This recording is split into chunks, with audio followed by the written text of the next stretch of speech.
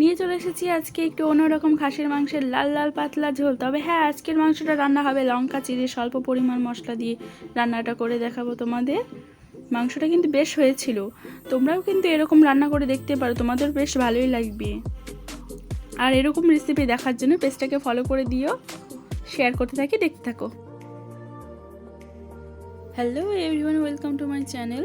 তোমরা সবাই কেমন আছো? আমি খুব ভালো আছি। আজকে চলো নিয়ে চলে এসেছি খাসির মাংস, লঙ্কা চিড়ে খাসির মাংসের পাতলা লাল ঝোল হবে। চলো রেসিপিটা শেয়ার করতে থাকি। পেঁয়াজ রসুন আদা কেটে নিয়েছি, এগুলো সব বেটে নেব।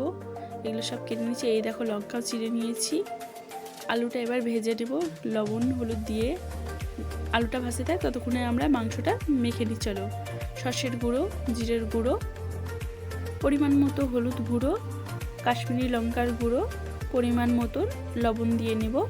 এবার একটু আদা রসুন বাটা দিয়ে দিয়েছি, পরিমাণ মতন অল্প পরিমাণে সরষের তেল দিয়ে সুন্দর করে একটু মাখিয়ে নিয়েছি।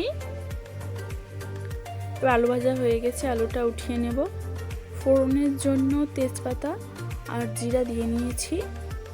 এবার পেঁয়াজ কুচি আর লঙ্কাটা দিয়ে নেব, একটু লবণ দিয়ে ভেজে নেব। আমার ভাজা প্রায় শেষ হয়ে গেছে, এবার মাংসটা দিয়ে নেব। মাংসটা কড়াতে লেগে গেছিলো, তার জন্য ভিডিও ক্লিপটা নেওয়া হয়নি। এই যে পরিমাণ মতন জল দিয়ে দিয়েছি মাংসটা আমার হয়ে গেছে। মাংসটা এবার নামিয়ে নেব। মাংসটা প্রচণ্ড নরম হয়েছিল, খেতেও দুর্দান্ত স্বাদ হয়েছিল। তোমরা নিজেরাই দেখে নাও মাংসটা।